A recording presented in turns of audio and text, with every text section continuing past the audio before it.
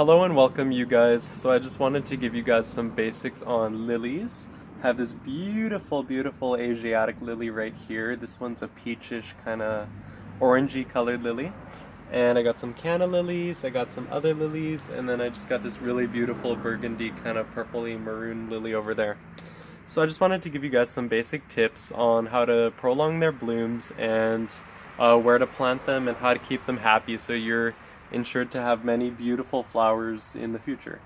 So my first tip for growing lilies is you want to make sure you plant the bulbs very deeply.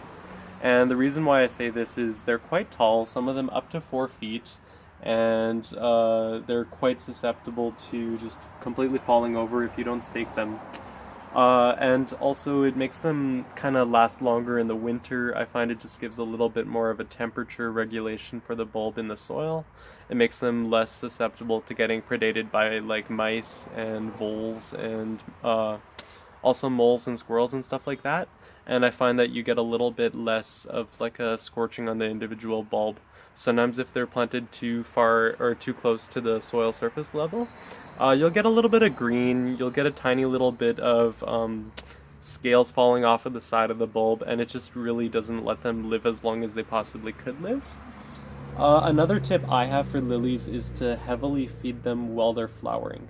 And the reason I say this is you get beautiful pigmented colors, especially in the darker varieties, like the dark reds, especially with Asiatic and Oriental lilies.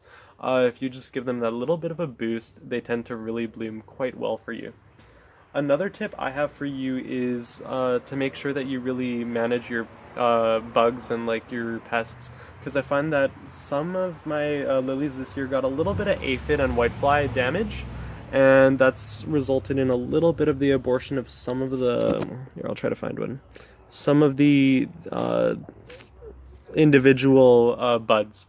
And if you have a little bit of an abortion of some of the buds, basically that means you'll get a very brief and kind of underwhelming show from your bulbs. Now another thing I wanted to say about lilies is to plant them at different intervals in the year. So this basically, much like gladiolus and other summer blooming bulbs, if you plant them in intervals, you'll get a much more varied, diversified, and long-range bloom cycle. So if you plant some of them, and these are spring/fall planting bulbs, by the way, for the most part. If you plant them in intervals of like a couple bulbs per week, you can really amplify the range of bloom that you get throughout the summer and fall. And I say that because each individual flower tends to fade after a day, sometimes a day and a half. And usually you get relatively large flushes of blooms, but I've noticed especially if your bulbs get a little bit older, the number of individual blooms will decrease a little bit. So now here I also have stargazer lilies. And another tip that I have just with lilies in general is to kind of familiarize yourself with how each individual variety grows and how many blooms they produce. I've noticed some of the larger varieties like Casablanca lilies and stargazer lilies will frequently only produce one flower for you, especially, sorry, this is a mosquito, especially if you plant them a little too shallowly in the soil. Another thing I want to say is exceptional drainage. With lilies, you want to make sure you have really quite beautiful drainage just to make sure you don't get rot. Because these are long-lived plants. You can have these lilies for several years. Isn't that just a beautiful color, by the way? You can have them continuously blooming year after year for even 40, sometimes even 50 years if they have adequate drainage, really fertile soil, they're placed in a place that they like, and they're not moved. That's my next tip for lilies. They don't like getting moved a whole lot. If you're going to plant them in containers, make sure it's a very deep container, and if you eventually plant them out into a garden bed, make sure you don't hassle the roots too much. Now, without getting too long-winded, I just really want to show you this other lily flower here. It's just, isn't that beautiful? Isn't that just striking? Yeah.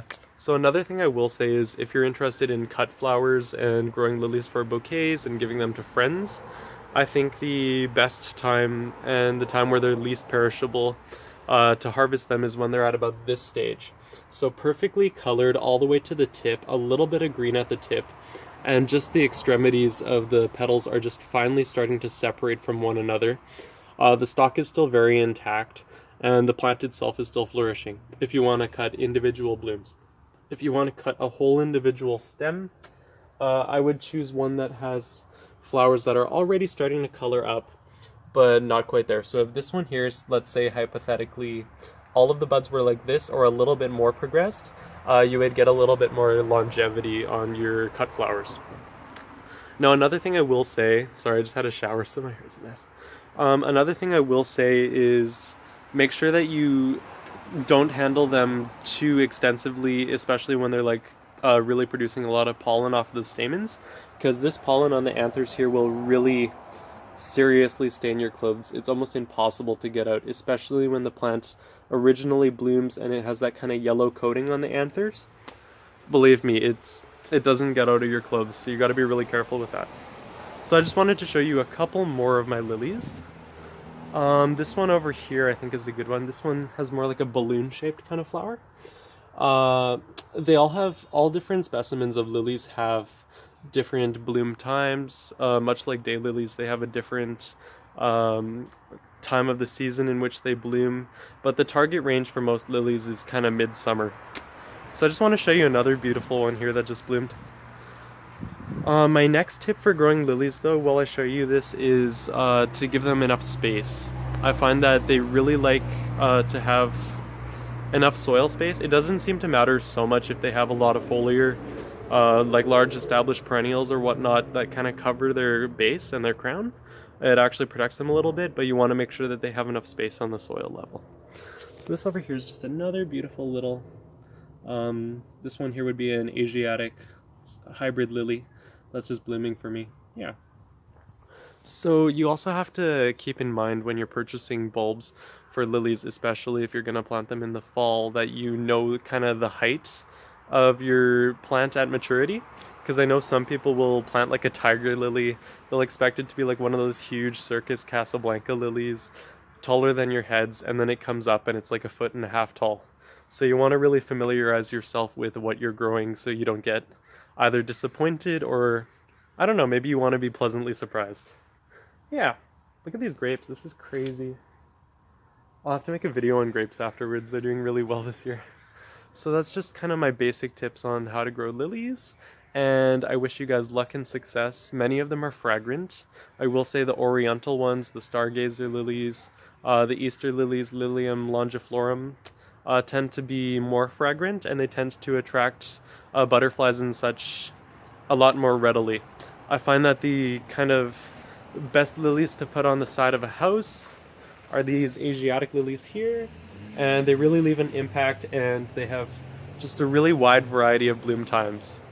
So yeah, that's pretty much all I want to say, and I hope you guys have a wonderful day. Thank you for listening. I've made a few videos.